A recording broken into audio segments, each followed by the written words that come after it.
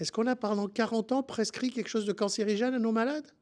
Ce qui est incroyable, c'est que les mêmes médecins pensent que c'est bien de prescrire ces patchs et ces chewing-gums pour les aider à quitter le tabac et qui contiennent juste de la nicotine, et en même temps, ils pensent que la nicotine est cancérigène. Donc il faut arrêter, c'est ce qu'on appelle un oxymore, c'est incompatible. La nicotine ne donne pas le cancer, et si un fumeur n'arrive pas à s'arrêter, il faut de fumer des vraies cigarettes qui donnent le cancer, il faut l'aider en lui permettant d'accéder à des produits qui sont beaucoup moins toxiques et qui vont lui permettre d'avoir la nicotine qu'il veut. Voilà un petit peu tout ce qui s'est passé aujourd'hui que j'ai expliqué. Elle existe déjà. Il ne s'agit pas d'aider les gens à rentrer dans la nicotine, mais les gens qui fument et qui n'arrivent pas, on leur dit il faut arrêter de fumer, d'accord? On peut faire tout ce qu'on veut. On sait, je vais vous donner un exemple.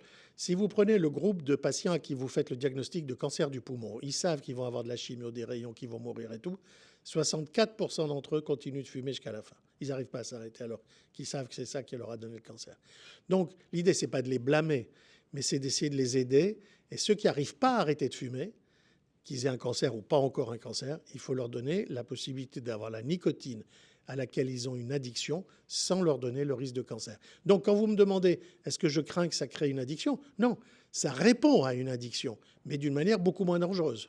Je pense que c'est pas, ils ne sont pas assez formés et certainement pas assez informés. Je vous dis, il y a une majorité de médecins aujourd'hui dans le monde, dans nos pays, qui continuent de penser que la nicotine, c'est ça qui donne le cancer dans les cigarettes.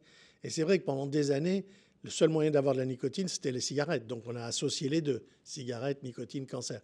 Mais en réalité, ce n'est pas la nicotine qui donne le cancer dans le tabac. Et ils ne sont pas assez informés. Notre devoir à nous, moi, médecin, dont la parole est écoutée, et vous, médias, nous devons travailler ensemble pour apporter la vérité. Et encore une fois, ce n'est pas la vérité du professeur Kayat, c'est la vérité de la Food and Drug Administration, la FDA, c'est la vérité de toutes les institutions mondiales, y compris l'OMS. L'OMS a édité un livre dans lequel il y a la liste, une espèce d'annuaire avec tous les produits cancérigènes, d'accord? La nicotine n'y est pas. Oui, il est controversé parce que beaucoup de gens restent dogmatiques.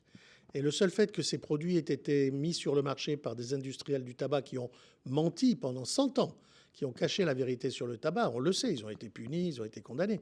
Le fait que ça vienne de là fait qu'a priori, ils sont opposés. Mais moi, j'en ai rien à faire. Moi, mon métier, c'est de soigner des gens qui ont un cancer. Ça fait 50 ans que je l'exerce, ça fait 50 ans que je vois les gens mourir, que je vois les gens souffrir, que je vois les gens pleurer. D'accord? Si je peux trouver un moyen pour que ça change, pour que les jeunes cancérologues demain soient moins confrontés à cette souffrance que je l'ai été moi pendant toute ma vie, je le ferai. Mais la réalité, c'est ça. Et malheureusement, beaucoup de gens ont une attitude dogmatique, ne veulent pas lire les documents de la FDA, ne veulent pas lire les documents de l'OMS et préfèrent s'en tenir à cette idée que on ne discute pas avec celui qui a été le diable. Alors d'abord, essayez d'éviter que les gens commencent à fumer. Ceux qui fument, essayez de les convaincre d'arrêter de fumer, quel que soit le moyen que vous allez utiliser pour les aider. Et s'ils n'arrivent pas à arrêter de fumer, eh ben, essayez de leur proposer de changer, de passer vers une alternative moins toxique. Ces alternatives sont toutes moins toxiques, qu'il s'agisse du tabac chauffé, des cigarettes électroniques, des snus, des punch et des innovations qui viendront demain. C'est comme si vous n'acceptiez pas qu'on vous mette la ceinture de sécurité et l'airbag dans votre voiture. Refusez l'innovation, refusez la technologie. C'est toujours l'innovation qui sauvera le monde.